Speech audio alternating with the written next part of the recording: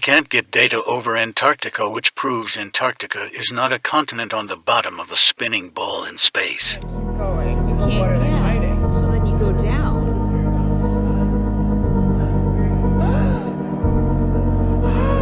Of the Earth being flat. Here we have a NOAA satellites showing the world in real time, allegedly. This is your globe model, allegedly in real time.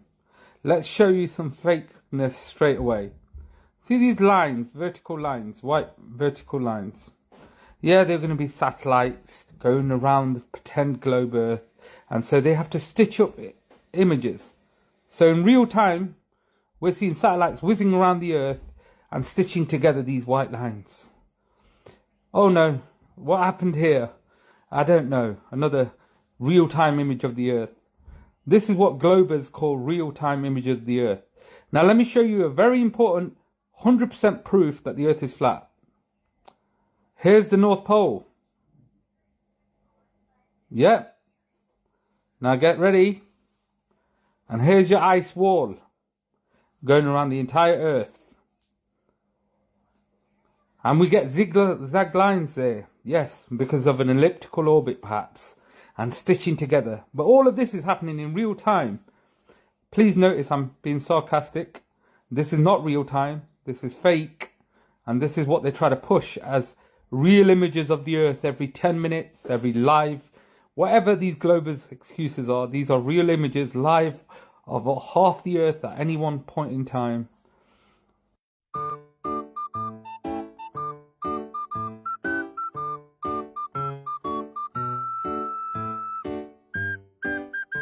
So apparently the Vatican is preparing people because we about to be seeing supernatural beings, demons, apparitions. And so they're getting ready to give us the guidelines, right? And so even schools are setting up drill tests in case aliens come. This teacher went on record to say that.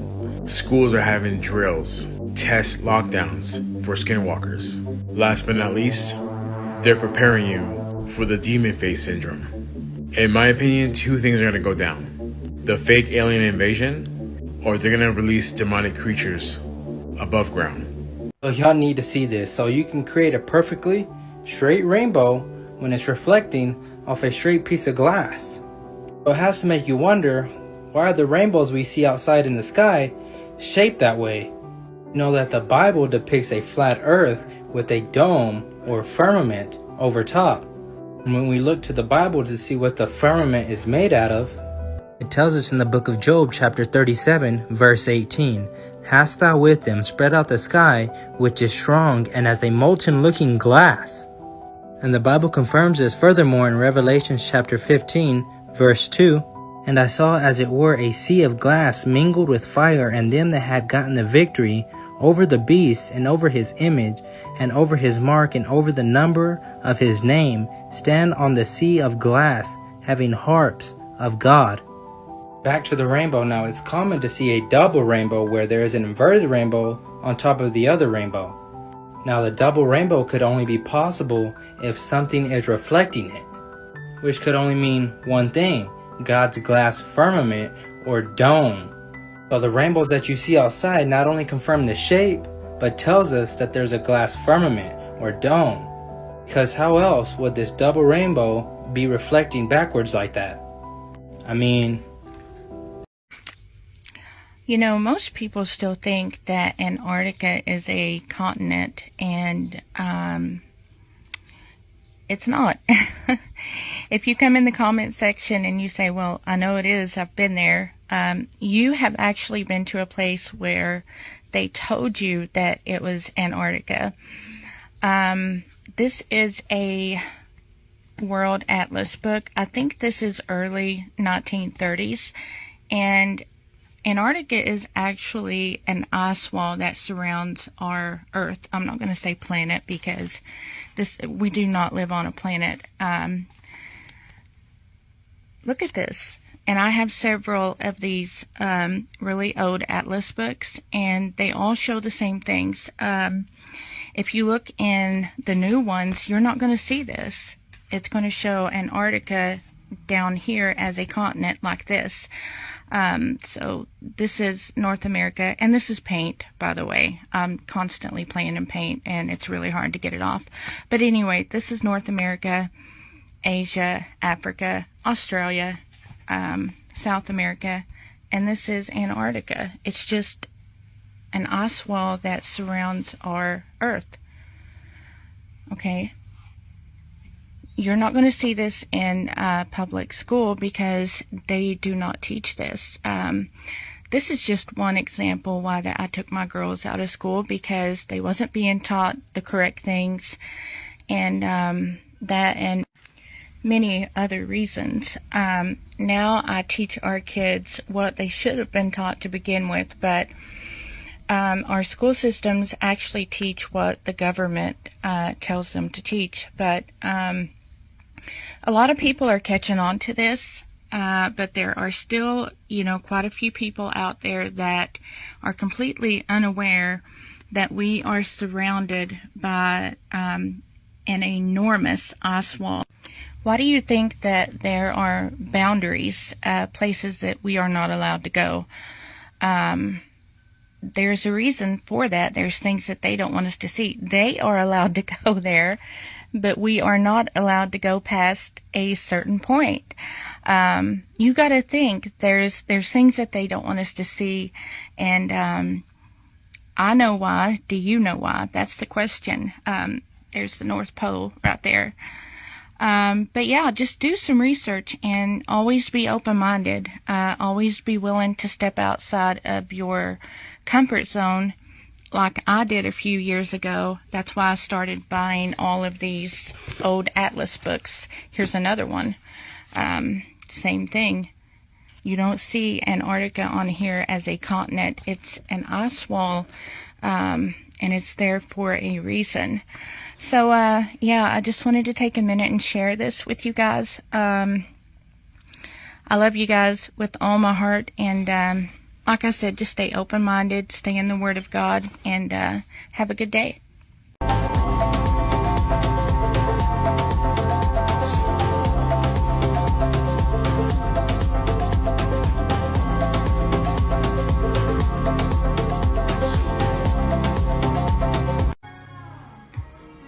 Oh, you mean this sticker? The one that says, for decorative indoor use only? This is not a toy? Yeah.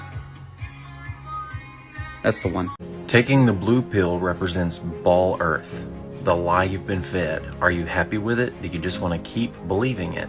The red pill is flat earth. Do you want the truth? Can you handle it? It all comes down to a decision. All you're being offered is the truth. The earth, as you know it, is the blue pill. If you want to accept it's a spinning water rocket rotating around a fireball, then you're taking the blue pill. If you're ready for the truth, then you're ready for the red pill. Earth is flat. It's just so real. It screams realness is what it does. It says, look at how stupid all these people are who don't believe that NASA's telling the truth. Look at this picture.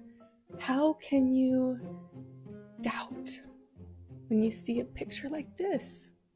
It's just giving realness, And this one, wow, just take a moment. Bow down. Look at that. Gaia. Definitely not CGI. I don't know what else to say. I mean, if you disagree, you obviously weren't Ivy League educated, you know what I mean? Because that is the realest thing that I've ever seen in my life. I think that just kind of, it just closes the door on that conversation. This is obviously real, and this is clearly not CGI, so get a life, touch some grass, you weirdos who think that this is CGI, because it's obviously The biggest hoax of all time. The moon landings.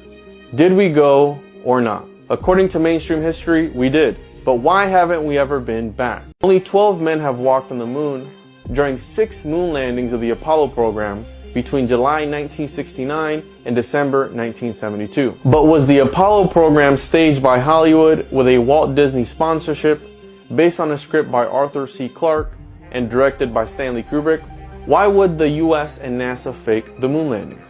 Was it to come out on top for the space race against the Soviets? Or was it a distraction from the unpopular Vietnam War going on during this time? But what would lead some to believe these missions were faked? Some claim that such a trip to the moon would be impossible because of the lack of technology to send men to the moon, or because of the Van Allen radiation belts, solar flares, solar wind, coronal mass ejections, and cosmic rays. Adding to this speculation are the inconsistencies in the photos and films of the mission, such as crosshairs behind objects, the unusually high quality of the photographs, no stars being present in the pictures, and the identical backgrounds.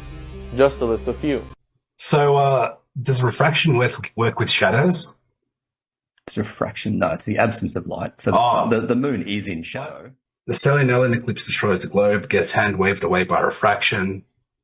You have to believe that the sun and moon are mirages caused by refraction, even though the eclipsing moon is starting...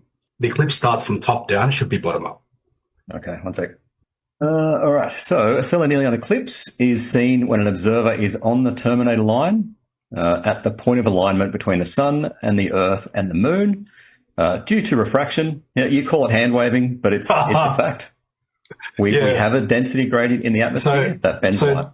So does refraction work with shadows? It's refraction. No, it's the absence of light. So the moon is in shadow. Why do we still see a shadow if it's not refracting shadows? Are you talking about if you're standing on the moon and you see the sun? Oh, my God. If we're standing on the Earth seeing an eclipsing moon, and that moon is actually not a real moon, according to you. It's a real moon. It's a real moon, yeah.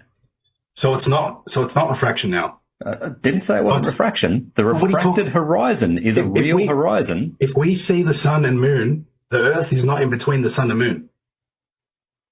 Yes, it is, because it's refracted. What? How? Are we seeing the real moon? We have an atmosphere, right? We have a density gradient. Are we seeing the real moon? Yes, the real moon in its refracted position. This is the same argument we had about the horizon. No, not a refracted position. Yes, in its refracted position, yes. Is it a mirage? It's not a mirage, it's in its refracted position. Wow.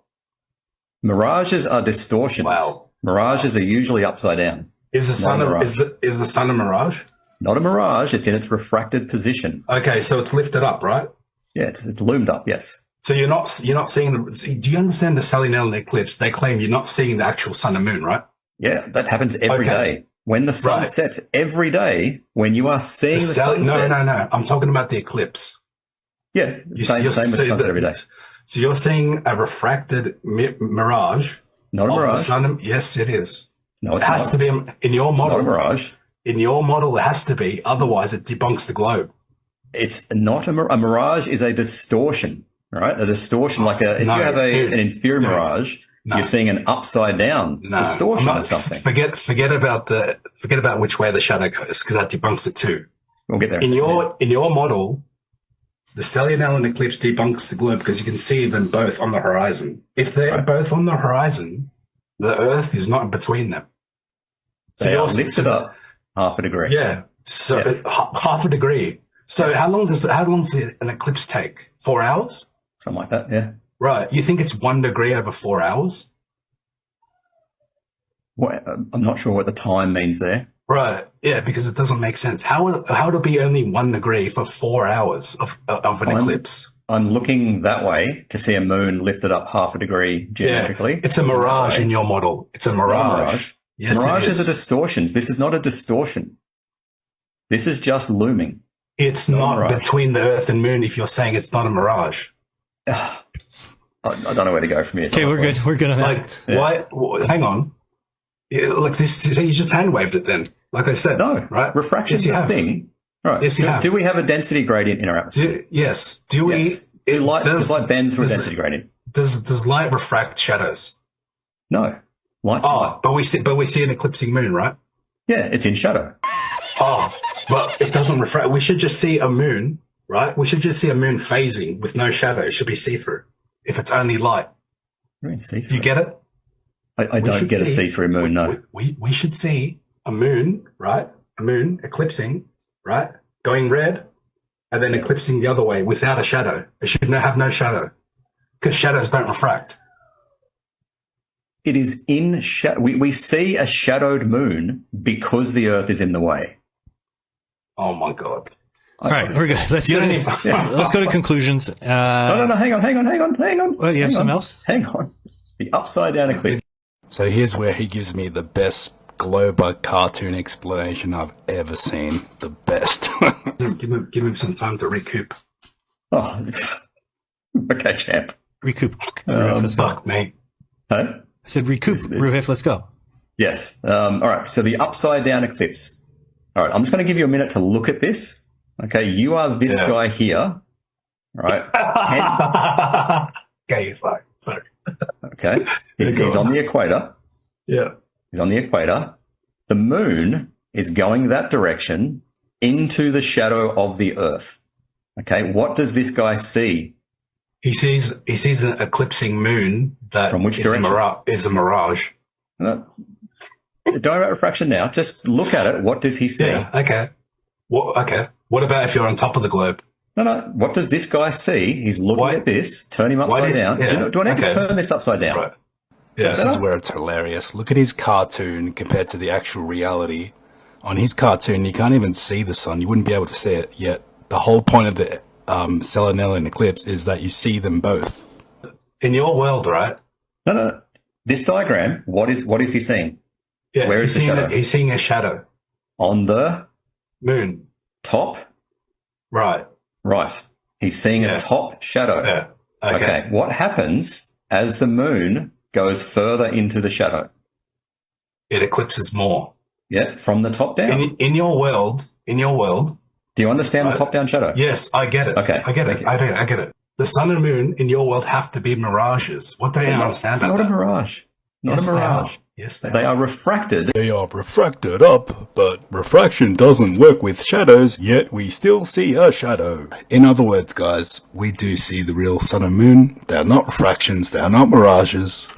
They are the real sun and moon. The moon's eclipsing above the horizon with the sun above the horizon, making it impossible to be the Earth's shadow. And yeah, that's the truth of it. Eclipse debunked. The flat Earth map dates back over 1,000 years. This map is credited to being created by a Persian astronomer. His name was Al-Biruni and he lived between 973 AD to 1048 AD.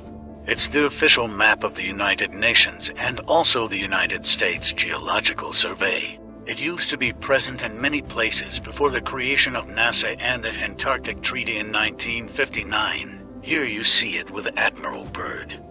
This map has been restored by Dmitry from Russia with suggestions of mine, Idialenkar. Known by my YouTube channel Flat Earth Banjo, I asked Dmitry to include the Bermuda Triangle and Point Nemo, a place deep in the Pacific where NASA buries rockets.